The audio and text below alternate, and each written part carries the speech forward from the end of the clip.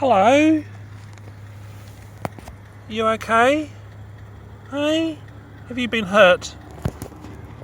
Better get you off the road. So, animal rescue. What do you do when you come across an injured or misplaced animal? In this case, did you notice? Listen to the sound of the cars coming towards me at 100 k's an hour, and that owl was right in the middle of a bend in the middle of the road. Hello? You okay? Hey? Have you been hurt? Better get you off the road. Look at this little fella. Isn't he gorgeous? I think he's been hit by a car. He's actually right in the middle of a road, the main highway. He can't fly. Don't know if his wind's broken or not. So, see about getting into a vet or something. You've got to be very, very careful, safety minded when you're approaching animals that are possibly hurt,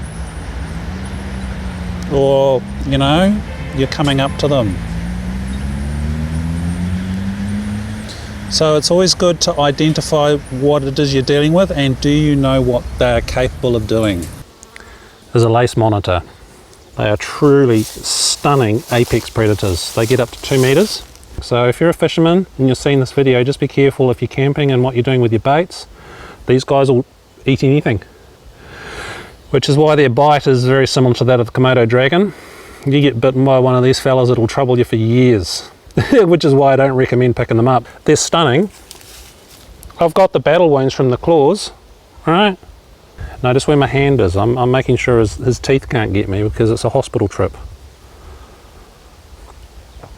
You've got a mozzie eating your eyelid, mate. Yeah, not anymore. So I can assure you, that little owl had really sharp little talons. You sweetie. Hey? So this is a moorpork, or called boobook here, and it's also known as ruru, or moorpork in New Zealand. So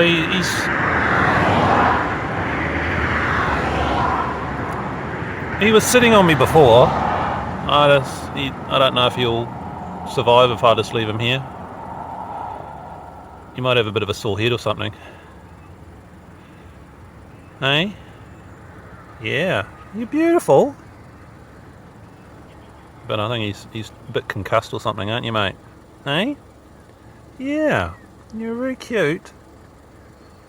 So you've got to have your wits about you, and you've got to know how to pick up or do what you can. So I have a co-pilot. Isn't he sweet? And I'll get him to a vet or somewhere.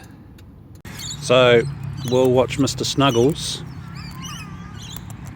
while I finish off the owl story. So I had the owl in the towel, as you can see, and he watched me for about 5 minutes. Then he thought, that's it. So he decided to remove himself from his towel clothing, keeping him nice and warm and safe, and he decided he was going to try and drive my car. I stopped off at the nearest petrol station, or servo as they call it here, and I walked in there with this owl on my hands, and the lady goes, I said, how do I get this thing to animal rescue? She goes, you wouldn't believe, we've had every sort of animal you could imagine coming through this door.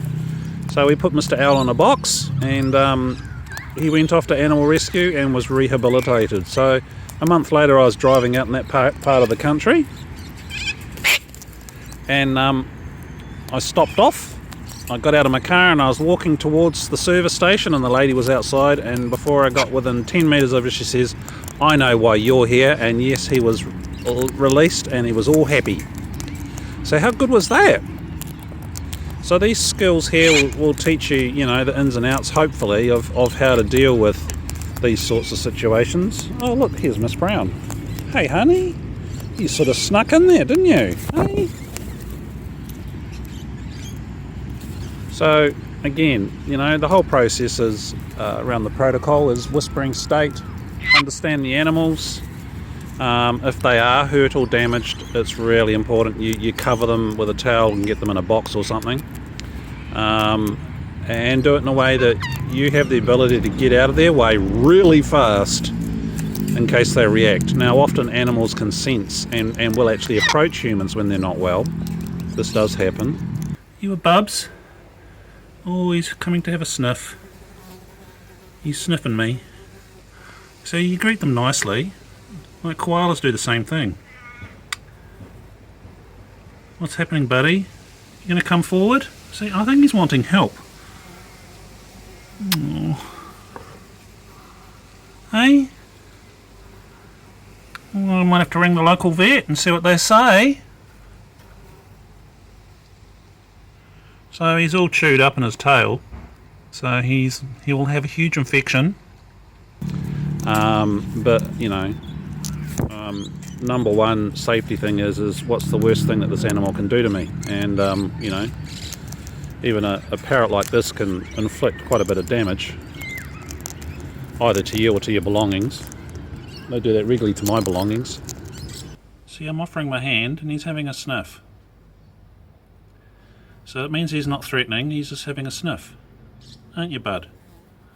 If you do pick up these ones, I can tell you they've got really long front teeth and they'll dig a big hole. Unexpected as usual. I've just been out the back actually doing some pruning and he wasn't on the concrete before, so he's just strolled out. With rescuing, you never know when it's going to happen. So yeah, rescue, it's something that you need to be careful with, and there'll be material here for that, and we'll cover it in the course as well, in the whispering course. Any questions, make contact. I'm Jason Hopkinson for learnwhispering.com.